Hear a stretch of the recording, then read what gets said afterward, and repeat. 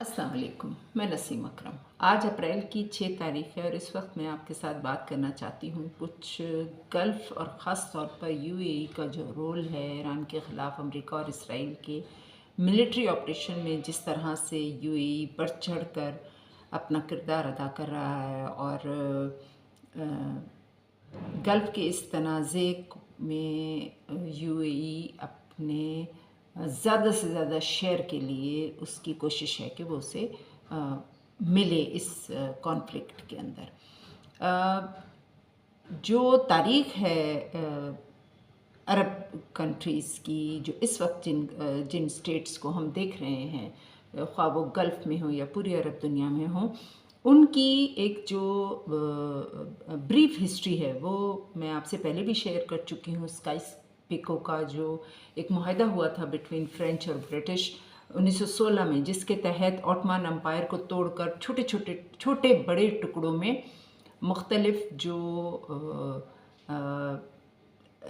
ऐसी अरब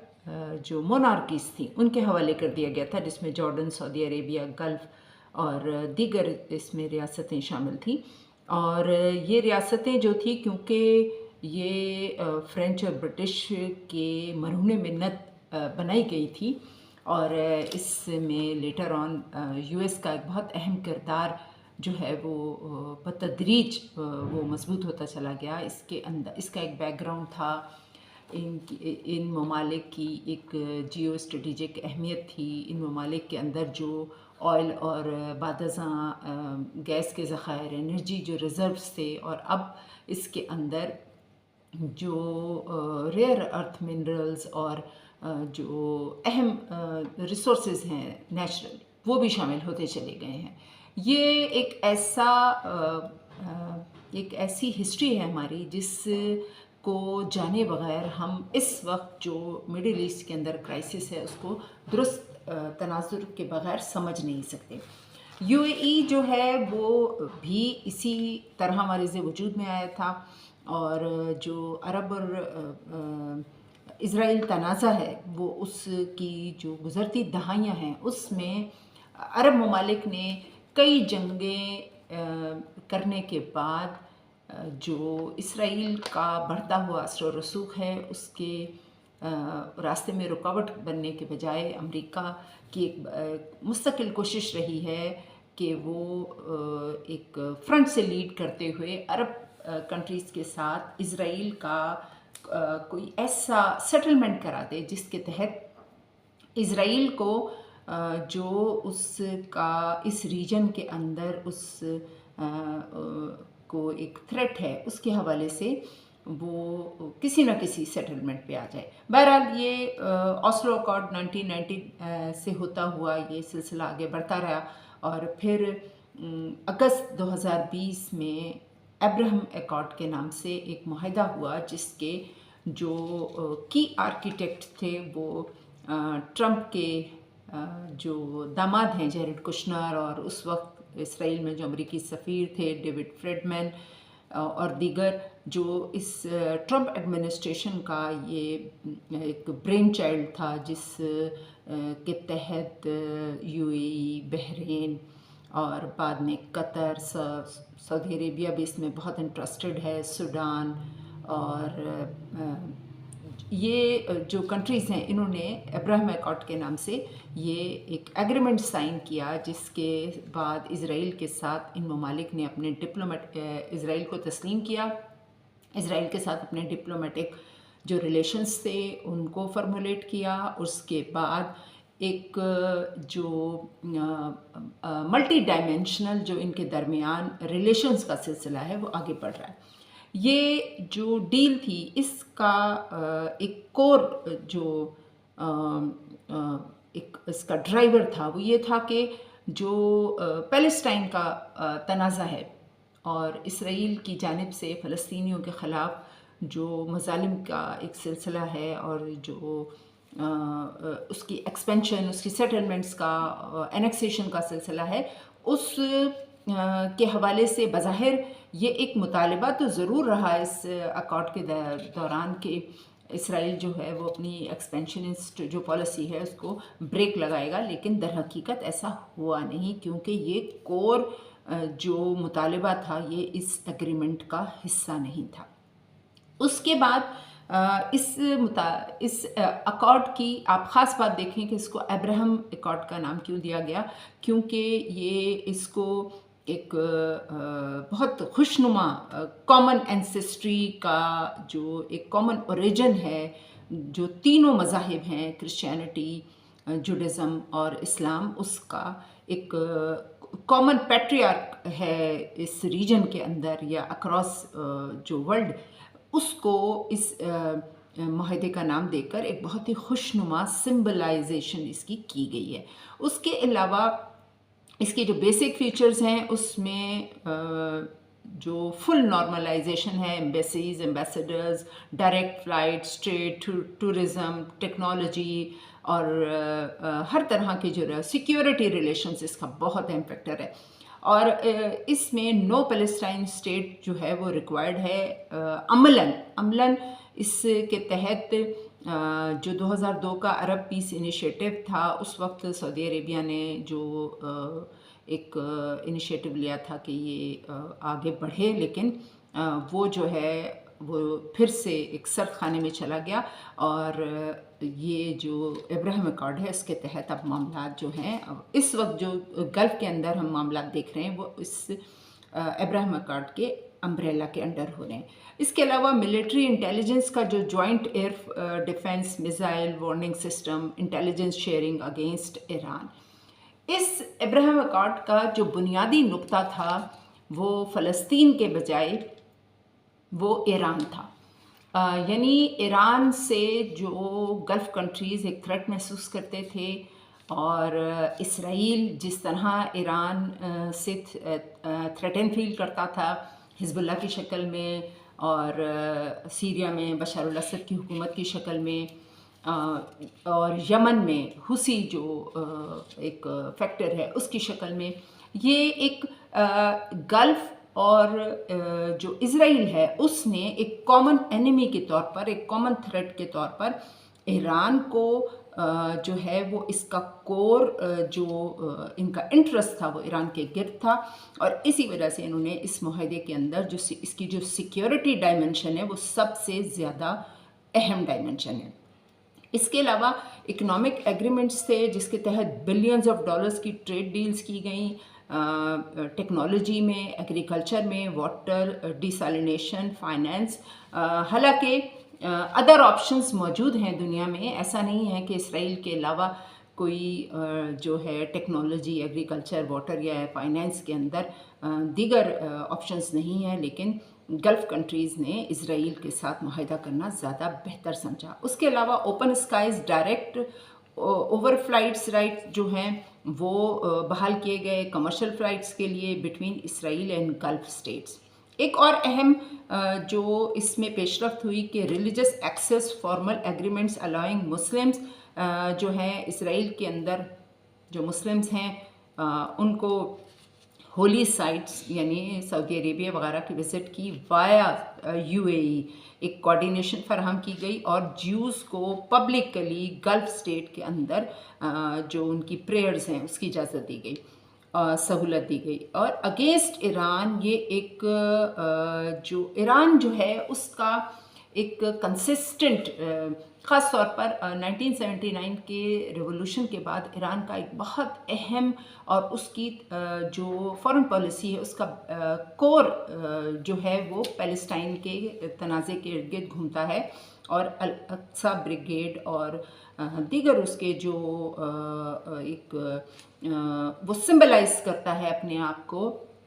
پیلسٹائن کے کرائسس کے ساتھ۔ اور لبنان میں جو اسرائیل کی ایٹراسٹیز ہیں ان کے خلاف حزب اللہ کو ایران نے اپنے ایک ایفیلیٹ کے طور پر بہت اسٹرینتھن کیا ہے، اور یہ جو ابراہم اکارڈ ہے اس نے پرائرٹائز کیا ایران کی اپوزیشن کو، اس طریقے سے اس اکارڈ کے ذریعے یہ گلف کے اندر اسرائیل کو ایک بہت اہم جو اس کو پینیٹریشن ملی جس کے ذریعے اس نے یہ جو موجودہ بحران ہمیں نظر آ رہا ہے اس کے بیک گراؤنڈ میں، اس کے پس منظر میں یہ کھچڑی پکتی رہی ہے۔ اس کے علاوہ سینٹرل ایشیا سے قازقستان ایک ایسا ملک ہے جو اسرائیل کے ساتھ جس کے تعلقات بھی ہیں اور جو ابراہیم ایکارڈ کو جوائن کرنا چاہتا ہے۔ نومبر 2025 میں اس نے ایکسیڈ کیا، اور اس کے ساتھ ہی ایک بہت اہم جو ممبر ہے جو سیریا بشار الاسد کے دور میں جس طرح سے ایک اینٹی اسرائیل اس کا سٹانس رہا ہے، اس کے بعد جب بشار الاسد کی حکومت کولیپس ہوئی اور اس وقت جو موجودہ احمد الشرا ہیں سیریا کے جو ہیڈ ہیں، وہ بھی اس جو ابراہیم ایکارڈ ہے اس میں اپنے آپ کو شامل کرنے کے لیے بہت ایگر ہیں، اور وہ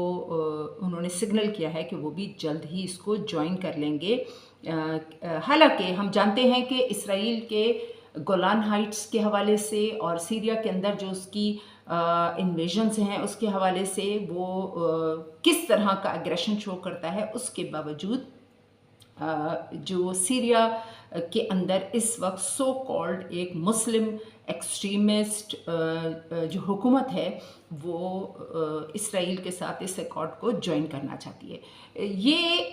یہ وہ ایک ابراہیم ایکارڈ در حقیقت وہ پیراڈائم شفٹ ہے عرب